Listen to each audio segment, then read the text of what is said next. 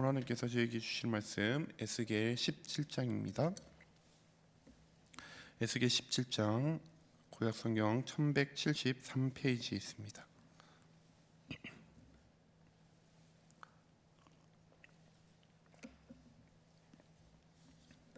에스겔 17장 다 찾으신 줄 알고 저와 여러분이 한 절씩 교독하시다가 마지막 절은 합독하도록 하겠습니다. 여호와의 말씀이 내게 임하여 이르시되 여호와께서 이같이 말씀하여 이르시되 색깔이 화려하고 날개가 크고 기치 길고 털이 숱한 큰 독수리가 레바논에 이르러 백향목 높은 가지를 꺾되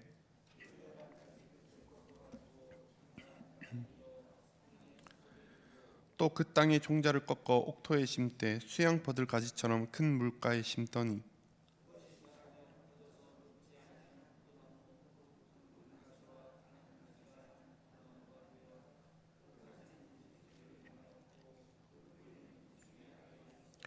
또 날개가 크고 털이 많은 큰 독수리 하나가 있었는데 그 포도나무가 이 독수리에게 물을 받으려고 그 심어진 두둑에서 그를 향하여 뿌리가 뽑고 가지가 퍼졌도다.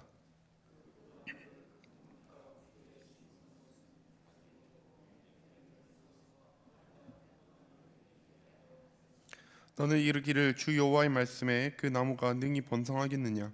이 독수리가 어찌 그 뿌리를 빼고 열매를 따며 그 나무가 시들게 하지 않겠느냐?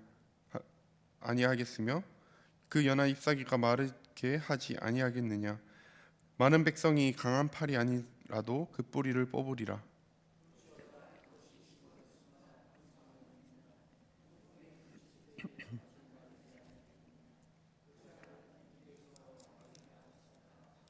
여호와의 말씀이 또 내게 임하여 이르시되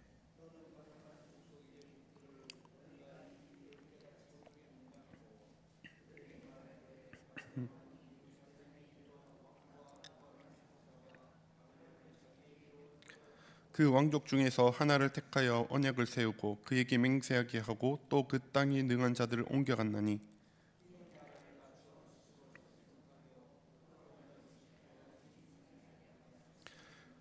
그가 사자를 애굽에 보내 말과 군대를 구함으로 바벨론 왕을 배반하였으니 형통하겠느냐? 이런 일을 행한 자가 피하겠느냐? 언약을 배반하고야 피하겠느냐?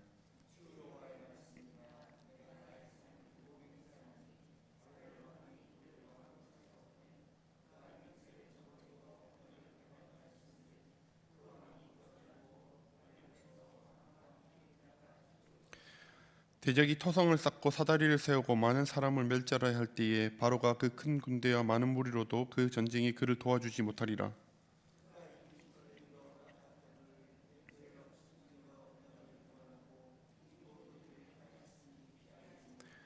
그러므로 주 여호와의 말씀이니라. 내가 나의 삶을 두고 맹세하노니 그가 내 맹세를 업신여기고 내 언약을 배반하였은즉 내가 그 죄를 그 머리에 돌리되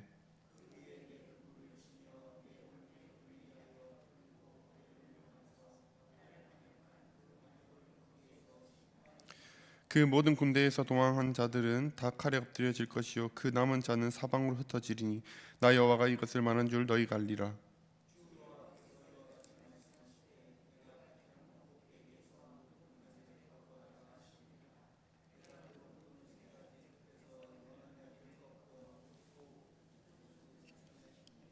이스라엘 높은 산에 심으리니 그 가지가 무성하고 열매를 맺어서 아름다운 백향목이 될 것이요 각종 새가 그 아래 깃들이며 그 가지 그늘에 살리라.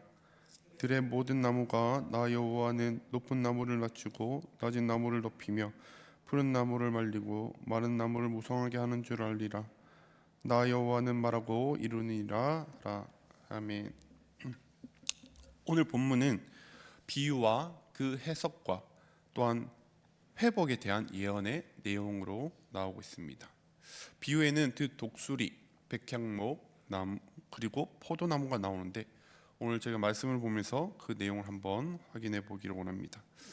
역사적 사건, 역사적 배경을 저희가 잠깐 보자면 BC 598년에서 588년 사이에 유다에 있었던 이야기입니다. BC 598년에 유다의 제18대 왕이었던 여호야김 왕이 죽고 그의 아들인 여호야긴이 김이 죽고 긴입니다. 긴 왕이 왕위에 올랐습니다. 그러나 바벨론의 느부갓네살 왕이 유다를 침공하여서 여호야긴 왕은 왕위를 오른 지 3개월 만에 바벨론의 포로로 끌려가게 됩니다. 이 내용이 3절의 그 독수리는 바벨론의 느부갓네살 왕을 뜻하고 레마노는 유다 왕국을 백향목 높은 가지는 여호야긴 왕을 의미하고 있습니다. 느부갓네살 왕은 여호야긴 왕과 더불어 유능한 자들, 유다에 있었던 유능한 자들을 끌고 갔었습니다. 13절에 그 땅에 능한 자들을 옮겨갔다. 그렇게 나오죠. 또한 유다는 바벨론의 4번에 거친 침략에 의해서 멸망을 당했습니다. 1차는 BC 605년에 있었고 1차 침공을 통해서 다니엘이 끌려왔습니다. 그리고 2차는 BC 597년 이때 에스겔이 끌려갔고 오늘 본문의 내용이 바로 이때의 상황인 것입니다. 느부갓네살 왕은 유능한 자들을 다 끌고 가고 유다를 속국으로 삼기 위해서 여호야긴의 삼촌이자 요시야 왕의 아들이었던 마따디야, 우리가 잘 아는 시드기야 왕입니다. 마따니아를 시드기야라는 이름으로 바꿔서 유다의 왕으로 앉히게 됩니다. 5절에 그 땅의 종자는 시드기야 왕을 의미하고 있습니다. 시드기야 왕은 느부갓네살 왕의 치하에 속국에서 주권을 잃어버리고 그 아래서 유다를 통치하게 됩니다. 6절은 유다가 바벨론의 속국이 되었지만 이로 인해 오히려 경제적으로 또한 지리적으로 또 평안한 삶을 살았다라고 나와 있습니다. 그러나 시드기야 왕은 바벨론의 속국이 되어 주권을 잃어버린 것이 어떻게 보면 불편했던 것 같습니다. 나라가 안정되고 평안했지만 시드기야에 있어서는 바벨론의 속국이 된 것으로 인하여 마음이 편치 않았던 것 같습니다.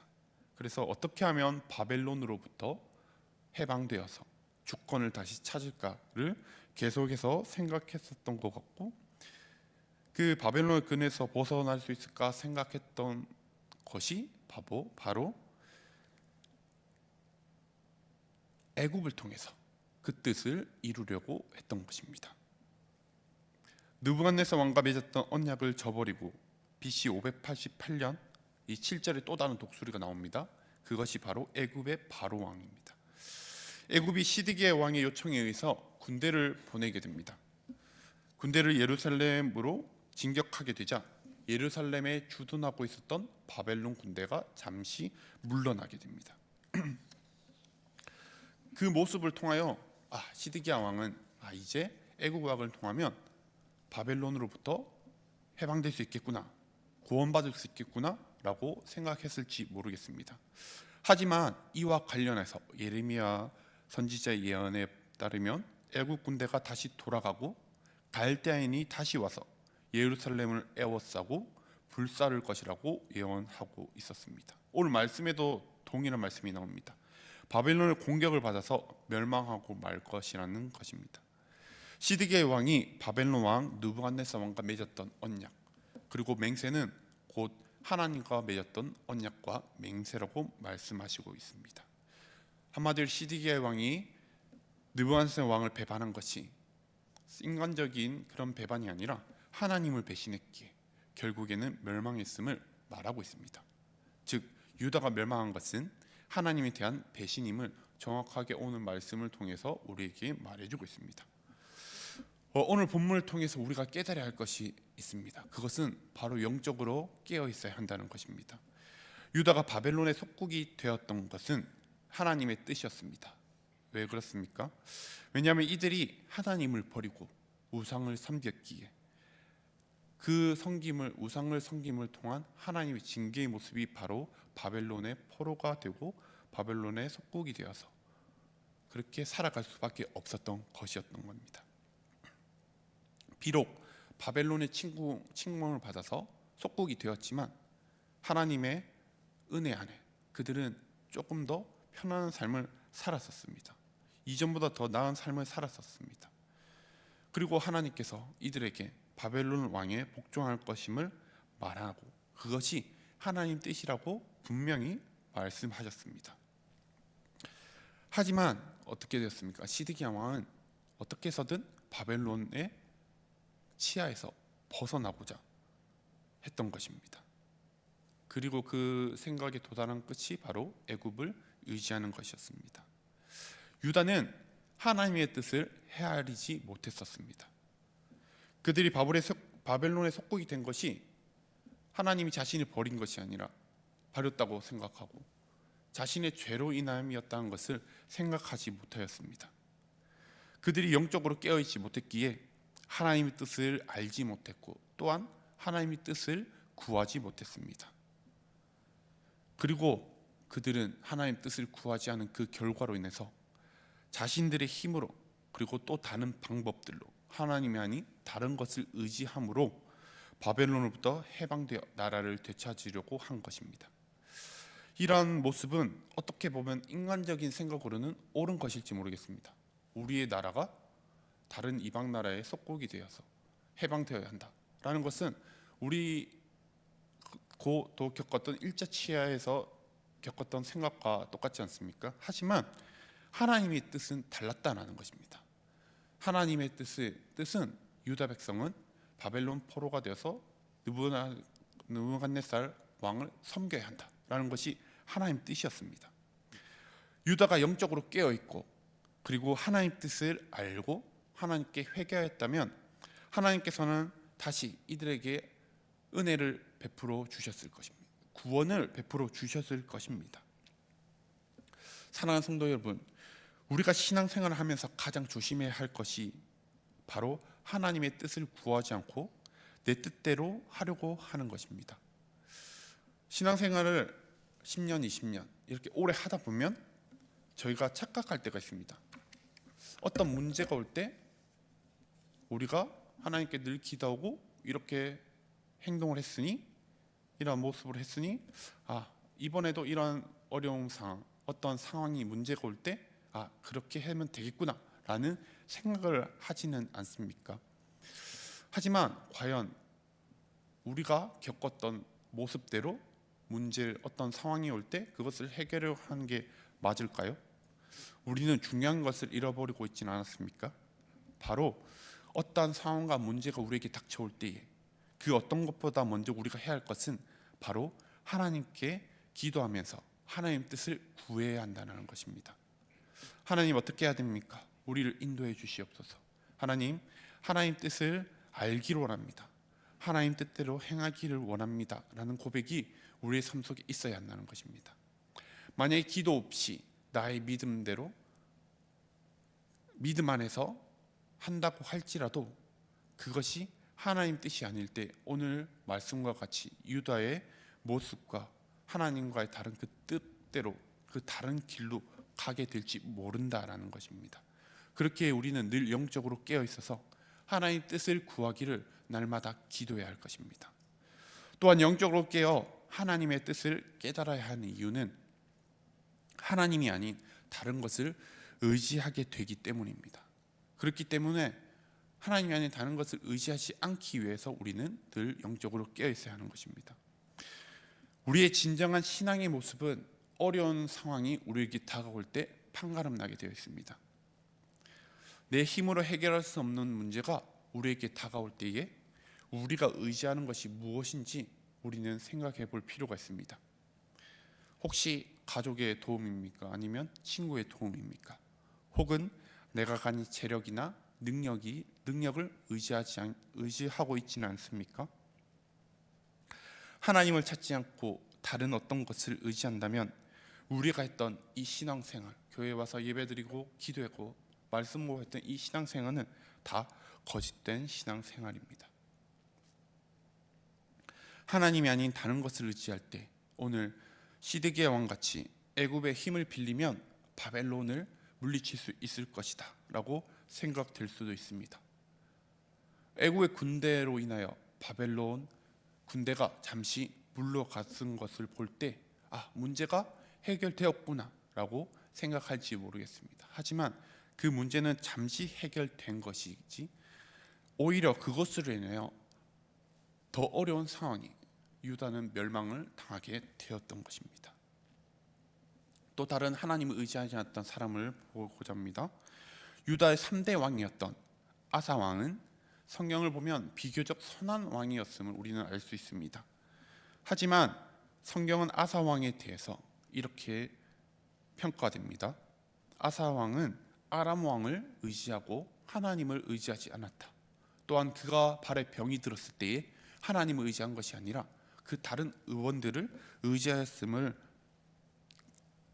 기록하고 있습니다. 하나님만을 의지한다고 하지만 앞서 보듯이 하나님이 아닌 다른 것을 의지하고 있는 것이 우리의 모습은 아닐까요? 하나님이 의지하지 않는 삶은 매일매일이 걱정과 고민에 힘겨워하는 삶일 것입니다. 내 힘으로는 그 어떤 것도 해결할 수 없기에 고통 속에서 사는 것이 하나님을 의지하지 않는 사람들의 모습이라는 것입니다. 사랑하는 성도 여러분, 전능하신 하나님은 이 땅의 그 어느 것보다 위대하신 분이심을 믿으시기를 바랍니다. 창조주 하나님께서는 우리의 생각으로는 전혀 해결될 수 없을 것 같은 그 문제가 다가올지라도 하나님을 믿고 의지할 때 하나님께서는 해결해 주시는 분이심을 믿으시기를 바랍니다. 주님의 자녀인 우리에게 진정한 도움은 세상의 그 어떤 것으로 오는 것이 아닙니다. 오직 하나님으로부터 온다는 것을 믿으시기를 바랍니다. 시편 121편 내가 산을 향하여 눈을 들리라. 나의 도움이 어디서 올까? 나의 도움은 천지를 지으신 여호와께로다. 그렇습니다. 우리가 온전히 하나님만을 의지하며 나아갈 때에 하나님께서는 우리에게 피할 길을 예비하시고 독수리 날개쳐 올라가듯이 새 힘을 우리에게 더하여 주실 것입니다. 그렇다면 우리는 영적으로 깨어있기 위해서 우리는 어떻게 해야 될까요? 먼저 말씀을 가까이 해야 됩니다. 요한복음 1장 1절에 태초에 말씀이 계시니라. 이 말씀이 하나님과 함께 계셨으니 이 말씀은 곧 하나님이시라.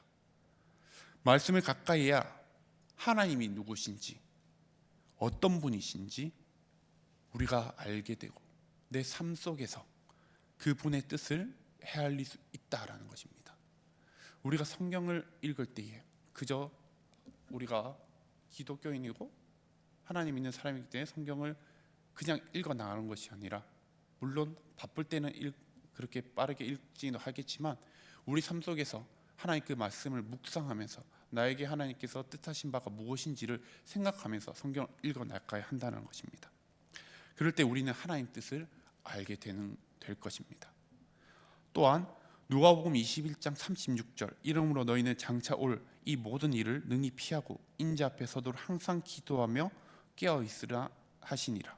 또한 골로새서 4장 2절 기도를 계속하고 기도에 감사함으로 깨어 있으라. 여러분, 깨어 있으라함과 동시에 나오는 단어가 있죠. 그게 무엇입니까? 바로 기도입니다. 영적으로 깨어 있다는 것은 항상 기도하고 있어야 함을 의미합니다. 이것을 해결해 주세요, 병을 낫게 해주세요, 물질을 주세요 등등, 우리는 기도를 할 때 우리의 욕심을 이루기 위해서, 우리의 욕심을 채우기 위해서 기도하고 있지는 않습니까? 기도는 여러분 하나님과의 대화입니다. 우리가 늘 말하고 있는 것이 바로 하나님과의 대화라는 거죠. 하지만 대화는 여러분 서로 이야기하면서 그 뜻을 나누고 또 소통하고 이런 것이 대화이지 않습니까? 그런데 우리의 기도는 그런 하나님과의 소통이 이루어지고 있냐라는 것입니다. 하나님과 기도할 때 그냥 일방적인 내 할 말만 하고 있지 않습니까? 여러분, 이제는 우리가 나의 일방적이고 무지한 기도를 내려놓고 그러한 기도를 멈추고 하나님과 소통하는 진실된 기도를 하실 수 있기를 바랍니다. 그리할 때 여러분, 영적으로 깨어 우리는 이제 하나님 뜻을 헤아리고 하나님의 그 뜻에 맞춰 우리가 하나님 뜻에 맞춰서 살아가며 하나님과 동행하는 삶을 살 수 있다는 것을 기억하시길 바랍니다. 오늘 이 아침에 정말 우리가 하나님 영적으로 깨어 있어서 말씀과 기도함으로 하나님 뜻을 헤아릴 수 있는 시간이 되어서 하나님의 뜻에 맞춰서 발맞춰서 우리의 삶을 녹여내는 여러분들이 다 되시기를 축복합니다. 기도하겠습니다.